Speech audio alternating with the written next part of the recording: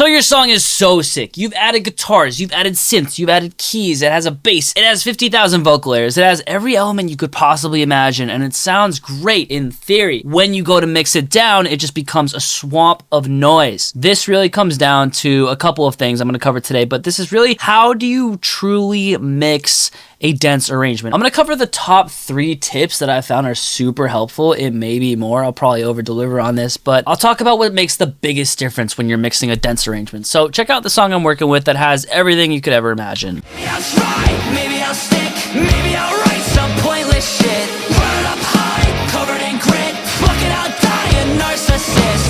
Anything goes, everything's fine, everyone knows my life's a lie. Gather a crowd, trigger a hit, write a sell out, then quit.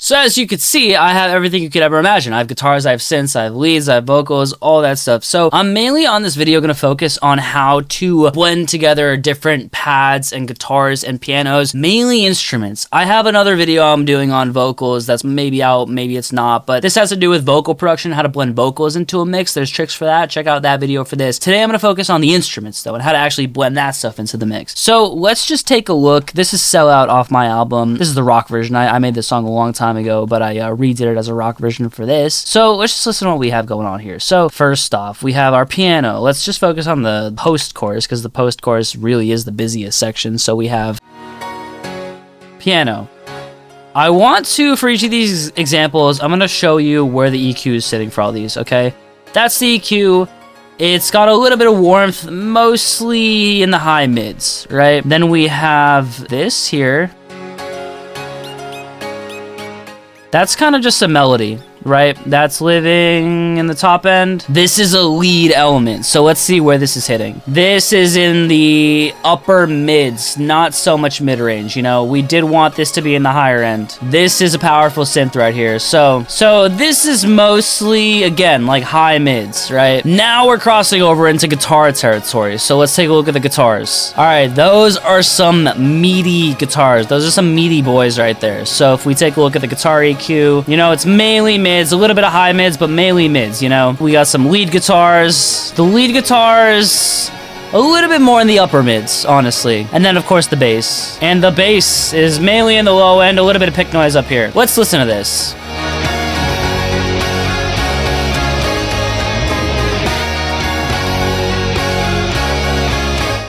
First off, there's a lot going on. It does sound a little bit cluttered, but first thing I want to say is that in comparison to everything else in the mix, when I'm talking about everything else, I mean mainly drums and vocals, right? In comparison to drums and vocals, all this stuff is really low. The key thing, if I could give you one tip when it comes to mixing these dense arrangements, mix everything lower than you think. That's the trick. The biggest pitfall with this is that people think, okay, I made this sound, I wrote it how I wanted to write it, it sounds how I want it to sound, I want to be able to hear it, and so they mix it too loud, and you do that for the strings, and then you do it for the synths, and then you do it for the guitars, and then that's how you get a clusterfuck of sounds that makes your song just not sound good as a whole. Everything should be lower than you think in the mix. That's the first tip. Second tip that I'm probably gonna say is you want to arrange this stuff with common sense. Like, you don't want too many melodies. You don't. I'm kind of breaking my rules. There's honestly a lot of melodies in this, and this is probably something you already know, but like, follow the chord changes. You know, have the melody be playing notes that are in the chord if you're gonna be adding all these melodies, you know, and that's how this thing sounds so cohesive and glued together. Even the like main kind of like riffy piano thing is following the chords for the most part, like this part right here. Like, those are notes that are in the chord progression, you know what I mean? And that's your main, I don't know, that's like what I consider the main lick in the song. And that stuff is all following the chord progression. Now, the next thing I want to say, and let's get into some actual, you know, mix advice here. You want to carve out a lane for, you know, all your different instruments. You want to decide, you want to make a decision about who is holding it down in the low mids, who's holding it down in the high mids, who's holding it down in the top end. You know, it's a conversation. So, okay, who's holding it down in the low end? Kick, drum, and bass. All right, low low end is covered. Who's holding it down in the low mids? Now we have to have a conversation, okay? Is it the guitars or is it the synths? That's the question. The low mids, when I say low mids, I mean like 200, 300, 500, like those low mids. Who do you think should hold down the low mids? The guitars and bass or the synths? If you said the guitars and bass, you're right, okay? So that's the decision that we've come to. Who holds it down in the low mids? It's the guitars and bass. So that means that we're gonna have the low mids be a little bit more prominent with the guitars and bass. Next question, who holds it down in the high mids? The guitars do hold it down in the high mids and the bass do as well. There's a little bit of grit. But the synths now, we're gonna mix the guitars a little bit lower so that the synths have that pocket for the higher mids and the highs even, you know? What you'll notice about guitars too is that this is the beauty of like actually being able to blend these sounds together. Like let's listen to the guitars for a second. Watch, they're cut off right around 500. Right there. They're cut off. Everything above 500 is fair game. And that's the way that you blend this stuff together, man, is like, look. So if you go to your pianos, like your piano has all this, right? All this. So check it out. We got all this, right? Like this is wide open. I mean, cymbals are here, vocals are here, but as far as instruments and like melodic stuff, like this is wide open for the synths. So that's nice. Like we have that little pocket. Let's emphasize the highs and the high mids on these synths, you know? Let's look at another super practical kind of like EQing example here. So one thing I'll say too is like compression plays an important role because you do want these synths to be nice and smooth overall and being able to hear everything. So these are our synths, right? Let's take a look at our synth EQ. We got some low mids, but that's like not a lot of, you can barely even hear that, honestly. We're living in like, little bit like, it's honestly like 500 and above, you know? This is like where it's at, you know, like 2K, 4K, you know what I mean? Now, I'm gonna leave this EQ pulled up, and I'm gonna pull up the guitar EQ, right? Guitars and bass. This is guitars and bass. These are the two EQs side by side next to each other, right? Relative to the highs, the guitar has a lot more of this, you know, this mid-range, right? And the synths have a lot less of this mid-range. If you're trying to be a good mixer, right? And I'm just doing like a blanket EQ move here, this is generally what you'd do. You would lower the mids in the synths, and you were to lower the high mids in the guitars. You know, you'd boost the lows in the guitars, and you'd boost the high mids in the synths. I mixed it how I mixed it. These are not EQ moves that I made in the final record, but this is what I do. And do you hear how we've kind of created a lane for each thing, right? So I'm beating a dead horse here. You get the idea. One more thing I want to say is that Valve Filter is pretty dope. I don't recommend you do this necessarily because then you're just like relying on, I think in my opinion, kind of a little bit of a bad technique. But I think if you can technically sidechain like all the synths to the like instruments and synths, right? You can specify that you want the signal to read what those frequencies are, and then come in here, and then you'll see where this stuff is conflicting. So then another thing that you could do is you could sidechain. You can specify the key input as being like, you know, your synths, I suppose. So I'm not gonna set this up now, but you could actually have it sidechain so that this ducks down when it hears the synths coming. I don't really have that sidechain set up right now. I'm not gonna do all that, but you get the idea. Like you could sidechain it so that the mids duck down when the mid range from the synths crosses a certain threshold. The reason I say that's a bad idea is because it's not good to like rely on sidechain too heavily in your mix between everything else, because you just end up like skipping steps. It's like just EQ it the right way. Like EQ everything to be together, not just like to only just move out of each other's way. I think that's a little bit too much, and I don't know, it feels lazy to me, but you could probably do it. I've probably done it before. It's probably fine. I don't know, it's art. Nothing matters. That's the next thing, is that, you know, EQing these things in a way that makes sense in relation to each other. And then you know, the last tip I'll tell you is it's actually like a really annoying tip. Hate this tip. Mix in mono. You have to mix in mono. Sometimes you got to make sure this stuff really works together. So like if you were to play this entire mix in mono, I'm just gonna slap the mono setting on in Ozone right now.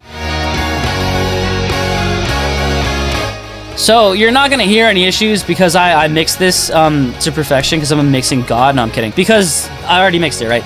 But in general, when you play this in mono, you would hear different frequencies that are poking up in the mid-range, because you have this like illusion, right? When things are playing in stereo, there's this illusion of space and hearing your elements spread out. That's great. Like I love stereo as much as the next guy, but it's an illusion because in reality, like these sounds are kind of really just on top of each other. They're part of the same file, you know? You're not always gonna listen in stereo. Sometimes it's gonna be playing off someone's phone, and you'll hear like all the cluttery mid-range stacked on top of each other, and you're not gonna hear that stuff in stereo because it's literally two separate channels, two different ears that these frequencies are in. So the illusion of the stereo image makes you think that it's clean, when in reality, when you stack these two channels on top of each other, which they will be stacked sometimes, it's playing out of a mono speaker like a Bluetooth speaker or an iPhone or whatever the case is, it's going to sound muddy in certain areas. It's not going to translate as well. So playing it in mono helps you, zoom in on some of those issues. For example, if I played it in mono and I was like, oh, I hear a bunch of fuckery happening around 200. Is it the guitars? I don't know. Let's see. Oh, it's the guitars. I'm going to lower it, and then sounds better in mono, and then you flip it back to stereo. It's going to sound cleaner. You're probably going to get overwhelmed with how much better it sounds in stereo after listening in mono for so long, because listening in mono is like eating your vegetables, you know what I mean? I think I've covered everything, honestly. I don't want to beat a dead horse too much. I definitely think you get the idea. Like, this is how you have to think about these things when you're adding all these elements. Like, I think it's fine to add as much stuff as you want to, as long as you mix the things together properly, right? Carve space out for each thing, and also mix them low into the mix. Now, after I mentioned like how low things are in the mix, like listen to how low all those extra sounds are in the mix compared to the drum and vocals.